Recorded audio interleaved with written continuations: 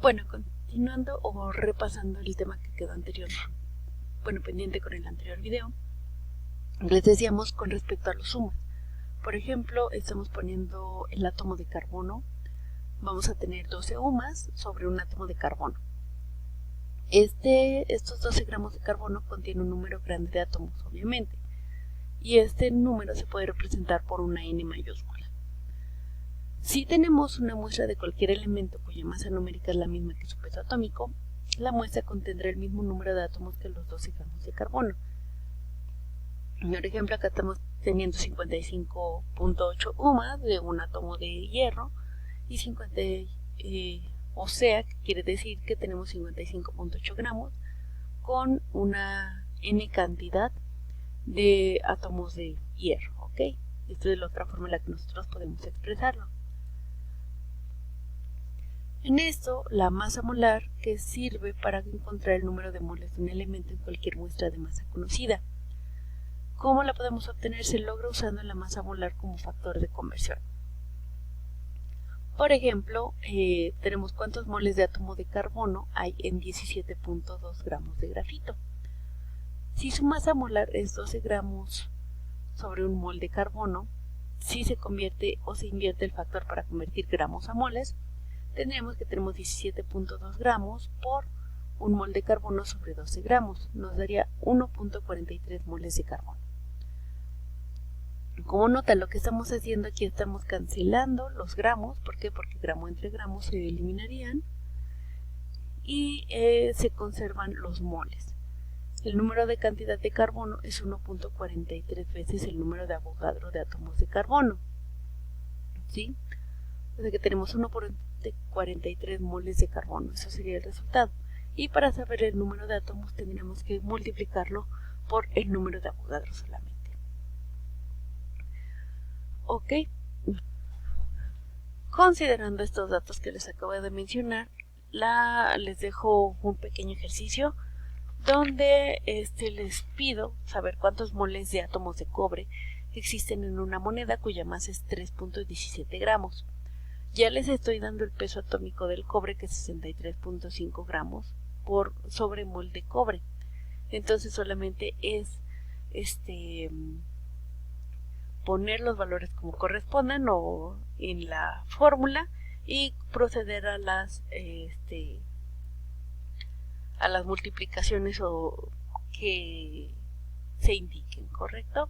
Bueno, continuando con esto, hay que mencionar, bueno, como recordarán, nosotros nos referimos al número de Avogadro, pero el número de Avogadro, constante de Avogadro, es el número de partículas constituyentes de una sustancia, que normalmente son átomos o moléculas. En términos más simples, es un factor de proporción que pone en relación la masa, que es la cantidad de materia típica de una sustancia, y la masa presente de una muestra de la misma sustancia. Su valor, como habíamos mencionado, es 6.022 por 10 a la 23, pero realmente el valor aceptado de la constante es 6.022 140.857 por 10 a la 23. ¿Cuántos átomos de hierro hay en 112 gramos? Entonces, primero vamos a calcular el número de moles de hierro multiplicando la masa de la muestra por el factor de un mol de hierro sobre 55.8 gramos. Entonces, ¿qué tenemos? 112 gramos por, hacemos la misma conversión que hicimos en el anterior ejemplo, un mol de hierro sobre 55.8 gramos. Esto con la finalidad de cancelar los gramos para que solo nos queden los moles. Después, ya que obtenemos los moles, se multiplica por el número de Avogadro para obtener el número de átomos de hierro. Entonces vamos a hacer 112 por 1 sobre 55.8.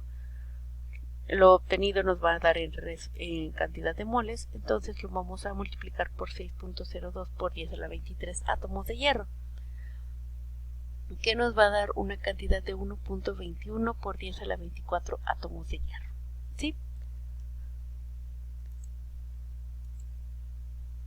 Bueno, eso es con respecto a los moles, pero hay que mencionar que las sustancias van a tener fórmulas empíricas. nosotros ya conocemos una fórmula química, ¿no? Por ejemplo, la del agua, que era H2O.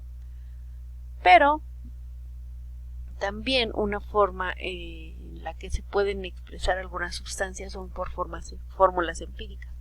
¿Qué quiere decir? Que la fórmula molecular es la fórmula química que indica el número y tipo de átomos distintos presentes en una molécula, una sustancia.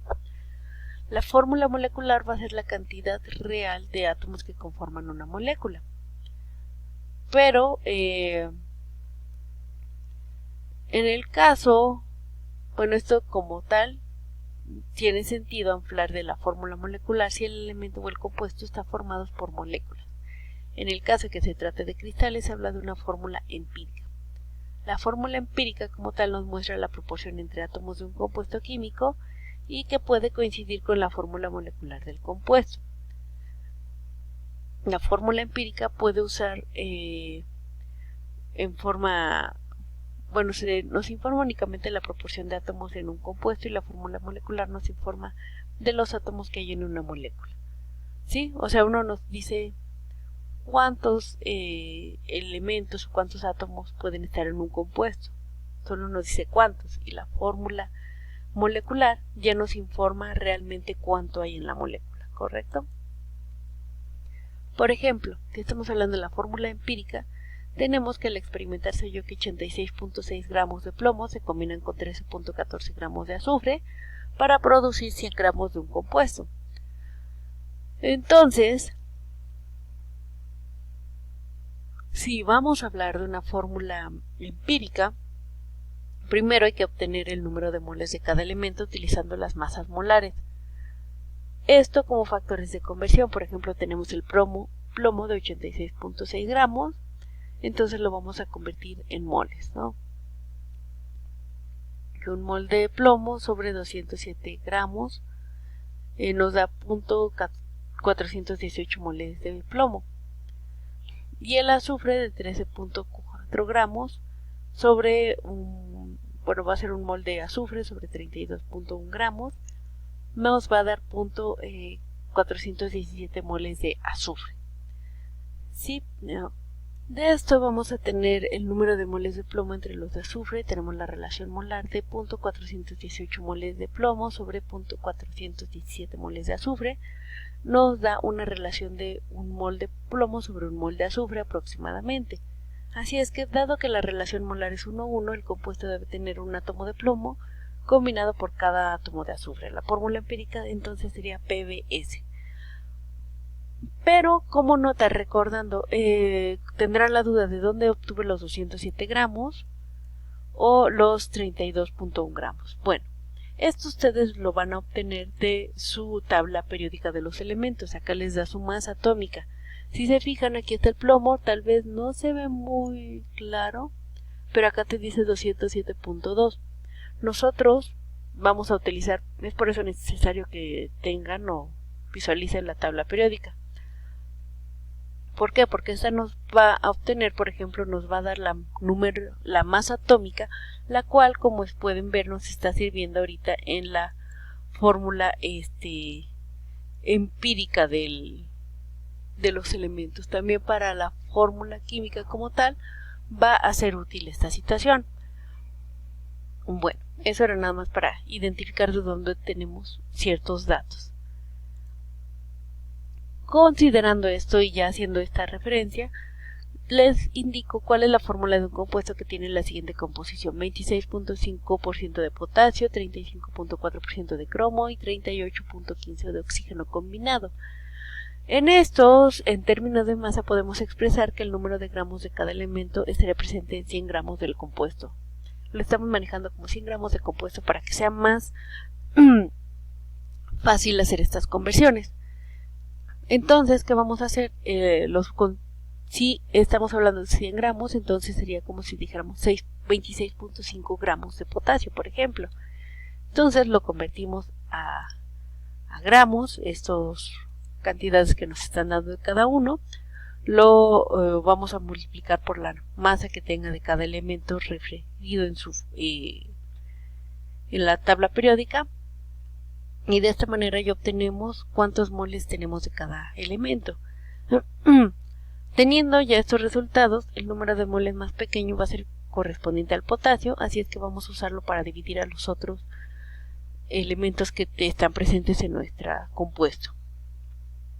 Para obtener las relaciones, tenemos una relación de cromo con potasio de 1:1, pero de potasio con oxígeno tenemos 3.51.